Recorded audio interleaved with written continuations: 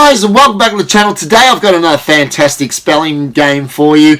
It's great to help the kids practice their spelling at home or in the classroom, and it's a game called Spelling Race. Now if you like today's video, please do me a favor and hit the like button down below, and if you haven't subscribed to the Mr. K Teaching YouTube channel yet, please do us both a favor and hit the subscribe button as well.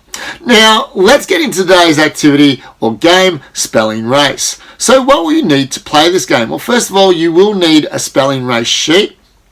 You'll also need a dice or a die. You'll need a pen and also a word or letter list that you're going to draw words or letters from and populate into your spelling race sheet. Now, setting up the game. How would you do that? Well, first of all, you need to rule up a piece of paper with 7 rows and 9 columns. Rows being the ones that go across the page and columns the ones going vertically down the page. And it should look something like this. Cool. Now, as you can see here, what I've done underneath the word start, I've filled each rectangle under the start with a letter that the child is learning.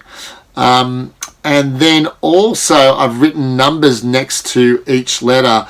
Now, for example, here you can see I've put 1 next to M. I've also put 2 next to A, etc. down the page. The reason that this is important is because in a second the child will be rolling the dice, and that will help determine which letter they have to sound out.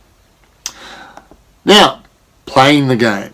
So, first of all, the child rolls the dice, and that allows them to determine what letter they have to read out. So example, here if the child rolled a 2, they would have to sound out the letter A or give the sounds that letter A makes. And if they do that correctly, then they can actually put a line through one of the rectangles beside that letter. Now play continues until letter or letters rectangles are all filled in and reach the word finish, and that's the first place getting letter for this game. Anyway, let's watch an example now of one of the children in my class playing this game.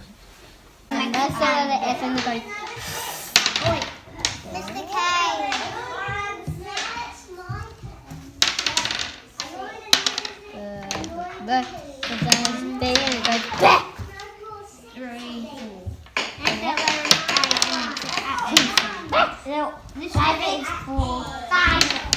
That is nice. This weather is 5. Okay, so that was a good example of the game. Now, variations. What could you do differently to make it a little bit more engaging or use it at a different time? Well, one thing that you could do is have the child actually write the letter instead of putting a line through the rectangle. You get them to write the letter as well if you wanted to practice. Get them to practice their writing.